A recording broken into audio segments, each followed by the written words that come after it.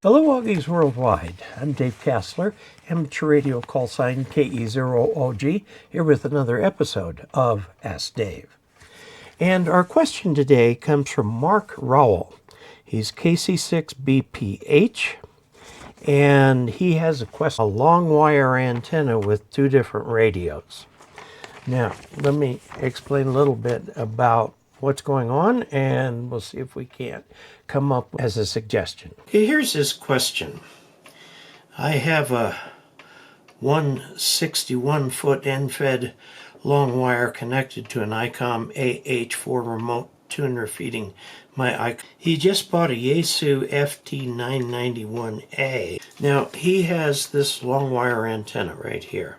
It's 161 feet long. Okay, that would be a nice long wire for like 40/20, so on and so forth. He just bought himself a FT991 from Yaesu, and it has its own remote antenna tuner. Now, the advantage of the remote tuner is that there's no feed line between the antenna itself and the tuning elements. And then this right here is just 50 ohm cable. Now, his question has to do with the following. What he would like to do is just connect this down to the other tuner and then use one at a time. And he says, what's wrong with that? Well, actually, you've got these two tuners fighting each other. Each tuner is approximately this circuit. Got a capacitor out, so this is in, and this is out right here. And then there's a coil to ground. Okay, and then these are connected to your inputs and outputs. All of these are variable, and there's little motors inside here that will tune the capacitors, or it will just switch in and out separate kinds of capacitors. Motors with capacitors kind of went out of vogue, 40 years ago because of the expense. It's easier just to have a bunch of little relays that switch in different values of capacitors, okay? Now, this is what this is connected to right here.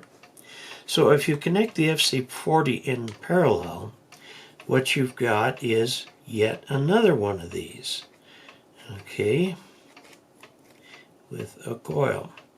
And you're connecting this to this. This is not neutered. It's not turned off. It is connected. So as you tune here, RF input over here, not a good idea. So what do? Well, there's a couple. They do make remote antenna relays. You can get these from DX Engineering and other places. And what you do with the remote antenna, you've got a rig coming out here to a terminal, rig coming out here to a terminal. And then over here, there's a coil, okay, and it will switch the antenna between the two, depending on which is activated.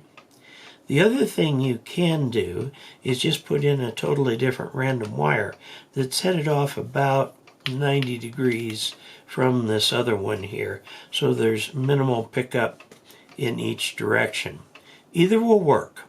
The thing you have to remember here, if this is not connected correctly, this will not tune. Okay, and it will not tune. It will tell the place in your shack where you have a switch mounted here, and it goes up or goes down. Now you can run the electricity for that over the wires. It's probably, all things considered, easier to run it with separate wires out there. All it really takes is two wires to energize the coil and to not energize the coil. In this situation here, if it's not energized, this is a coil of wire which acts as an inductor. There's also a spring up here to hold that up. When this is activated, it pulls this down, okay? These are sometimes called RF relays or RF switches. You can get them and put them into that. But don't connect the outputs of these to each other, because you'll end up backfeeding through one into the other. So I hope that helps. This is from Mark Rowell, and there you go. Now, this is an important question because I'm sure several people have the same answer. They say, well, we've got something coming out here, nothing coming out here. Well, actually, it is still connected.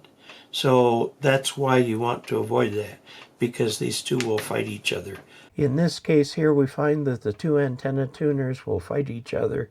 You can put in a coaxial relay, or sometimes called a coax relay, sometimes an RF relay, whatever, but they do make them, and you can get them from places like DX Engineering. So there you have it.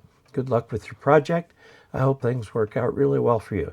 Just don't feed the output of one tuner into the output of another. Until we next meet, 73.